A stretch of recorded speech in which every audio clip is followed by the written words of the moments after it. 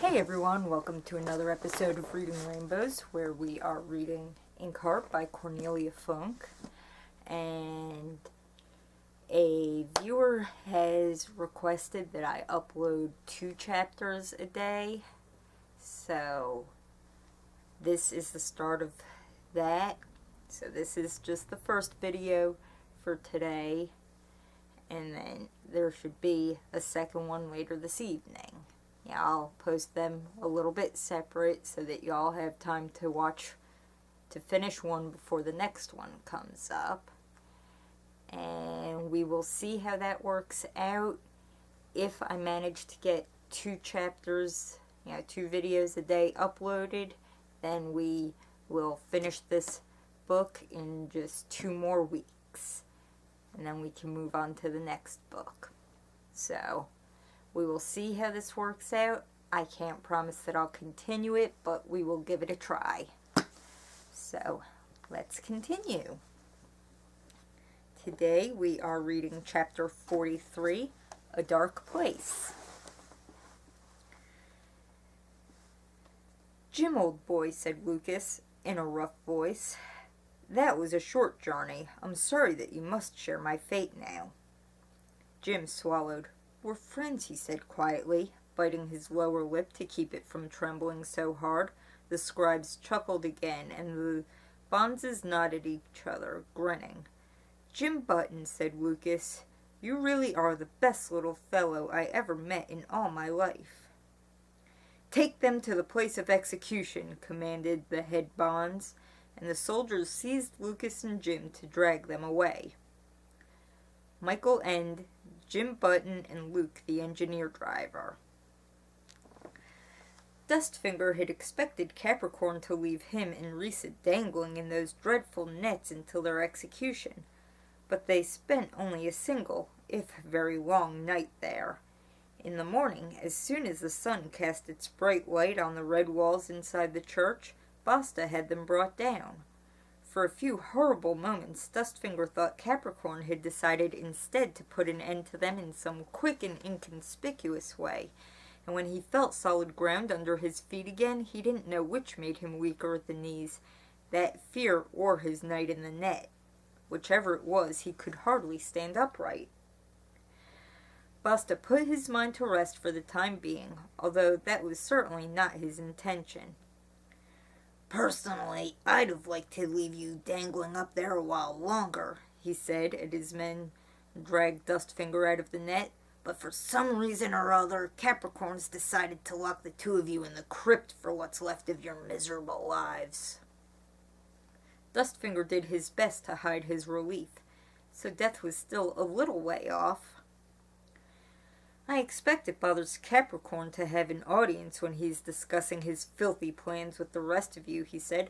"Or perhaps he just wants us to be able to walk to our execution on our own 2 legs. One more night in that net, and Dustfinger wouldn't even have known he still had legs. His bones ached so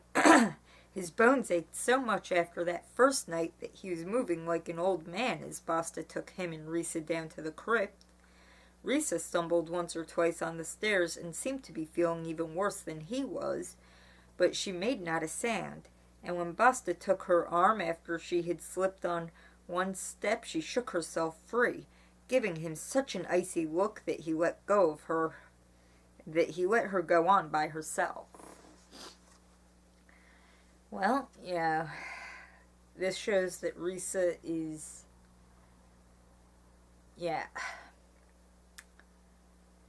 she puts on a brave front. She's courageous and strong, and that she's not going to let, a little thing like that get her down. But, it's hard to really tell much. I want to know more about Risa. The crypt below the church was a damp, cold place, even on days like this, when the sun was practically melting the tiles on the houses outside. It smelled of mold and mouse droppings and other things Dustfinger didn't want to think about.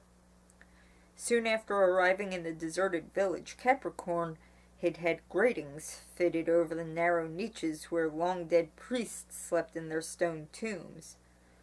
What could be more fitting than to make the condemned sleep on coffins, he had said at the time, with a laugh. He'd always had his own peculiar sense of humor. Impatiently, Basta pushed them downstairs the last few steps. He was in a hurry to get back to the light of day, away from the dead and their ghosts. His hand shook as he hung his lantern on a hook and opened the grating over the first cell. There was no electric light down here, no heating either, or any other comforts.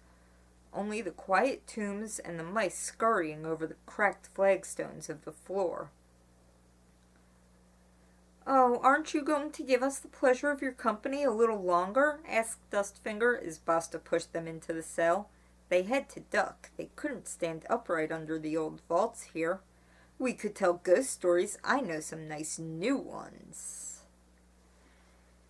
"Dustfinger, don't taunt the man with the knife." Basta growled like a dog. "We won't be needing any coffin for you, dirty fingers," he said as he closed the grating again. "No, indeed. An urn, perhaps. A jam jar, but no coffin." Dustfinger took a step back from the bar so as to be out of reach of Basta's knife. "I see you have a new amulet," he called. Basta had almost reached the steps. "Another rabbit's foot, is it? Didn't I tell you they attract white ladies? You could see the white ladies in our old world. You don't see them here, which isn't very practical, but of course they're still around with their whispering and their icy fingers." Basta was standing at the foot of the steps with his fists clenched, his back still turned. Dustfinger was always surprised to find how easily you could scare the man with a few words. "Remember how they come for their victims?" he went on softly. "They whisper your name, Basta, and next thing you know, you're freezing cold, and then—" "They'll soon be whispering your name, dirty fingers," Basta interrupted, his voice shaking. "Yours and yours alone." And he hurried up the steps as if the ghosts of the white ladies were already after him. All right, now, I have a question. I don't remember if we've, asked this in the past, but yeah, if we have, it was a while ago and I don't remember, because I don't remember things very good. But was Dustfinger always his name, or was he given another name at birth, and it was when he got older that he became known as Dustfinger? Because if it was his name at birth, who in the world names their kid Dustfinger?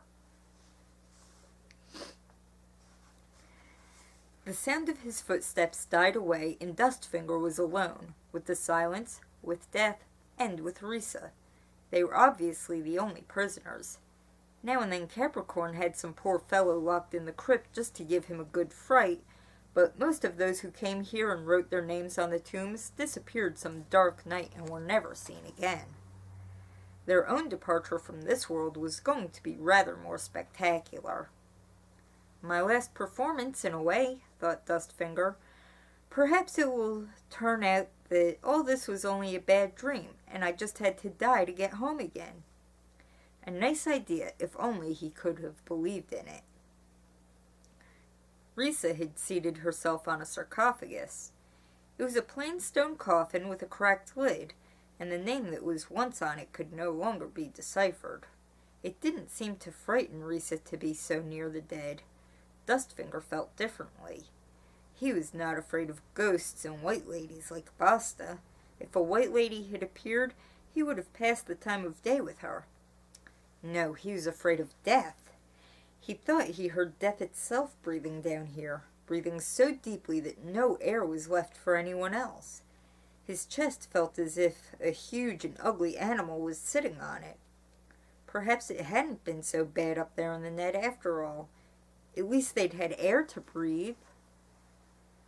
All right, Dustfinger, you're having a panic attack. Relax. There's air for you. Death isn't down there breathing all the air. I promise. He sensed Risa watching him. She beckoned him over and patted the lid of the coffin. Hesitantly, he sat down beside her. She put her hand into the pocket of her dress, brought out a candle, and held it up to him with an inquiring look. Dustfinger had to smile. Yes, of course he had matches on him. It was child's play to conceal something as small as a few matches from Basta and the other idiots. Risa fixed the flickering candle to the coffin with a little of its own wax. She loved candles, colored candles and stones. She always had both in her pockets, but perhaps today she had lit the candle just for him, because she knew how he loved fire. "I'm sorry, I should have looked for the book on my own," he said, passing a finger through the bright flame. "Forgive me." She put her fingers on his mouth. Presumably she was saying there was nothing to forgive.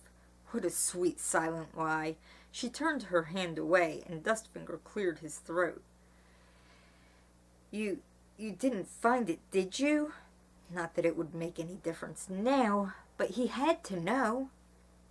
Risa shook her head and shrugged her shoulders regretfully. "That's what I thought," he sighed. The silence was terrible, worse than 1,000 voices.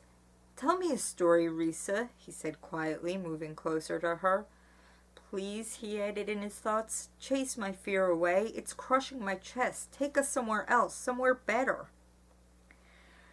Risa could do that. She knew endless numbers of stories. Just how she knew them she had never told him, but of course he knew. He knew exactly who had once read her those stories, for he had recognized her face an instant before he saw her in Capricorn's hat. He had recognized her face the instant he first saw her in Capricorn's house. After all, Silvertongue had shown him the photograph often enough.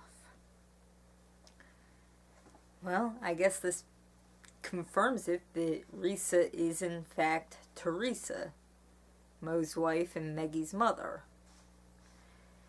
Yeah, it's sad to think that for all these years Moe has been looking for her in a story when she's been out, read out of the book, 5 years prior.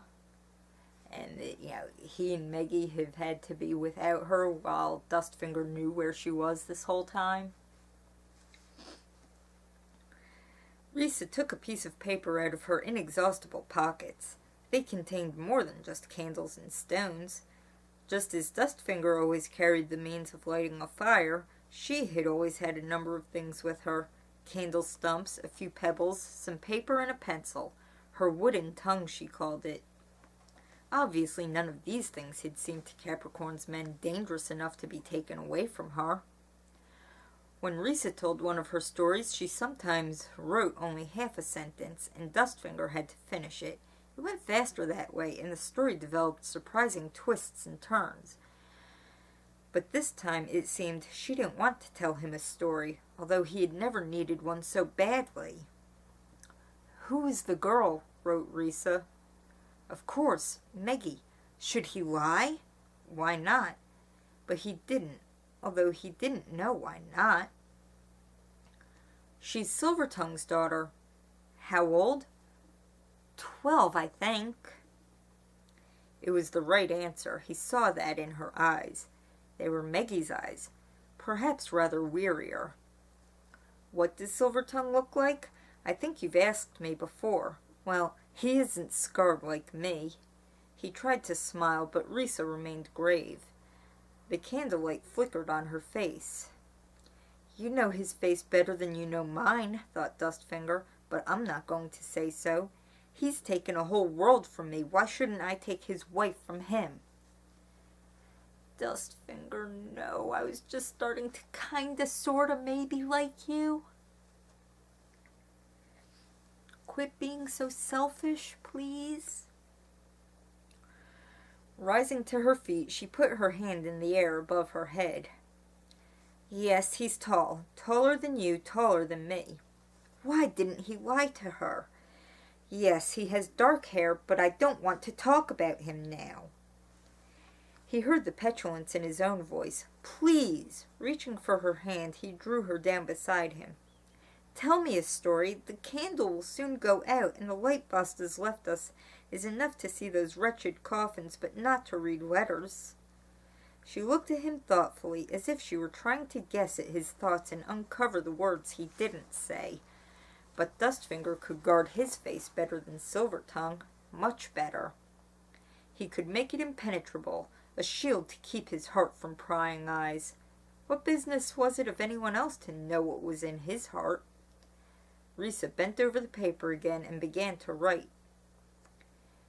Hear and attend and listen, for this befell and behappened and became and was, O my best beloved, when the tame animals were wild, she wrote. Dustfinger smiled. The dog was wild, he whispered, and the horse was wild, and the sheep was wild, and the pig was wild as wild could be, and they walked in the wet wild woods by their wild lones. But the wildest of all wild animals was the cat. He walked by himself, and all places were alike to him. Risa always knew what story he needed at any given moment. She was a stranger in this world just like him. It couldn't be that she belonged to Silvertongue. So that's the end of that chapter. And, it's interesting to see that, first of all, our suspicions were confirmed and that Risa is, in fact, Maggie's mother. It's, in a way, I kind of like Dustfinger's taunting of Basta. I mean, it's stupid, yes, but, I like seeing him do it all the same. I don't like that he's been lying to Mo all these years about where Mo's wife was. But we've seen again and again that Dustfinger is selfish, and so it really shouldn't surprise us. So check back later today for the next chapter, and I hope you're doing well. And I'll see you next time. Bye!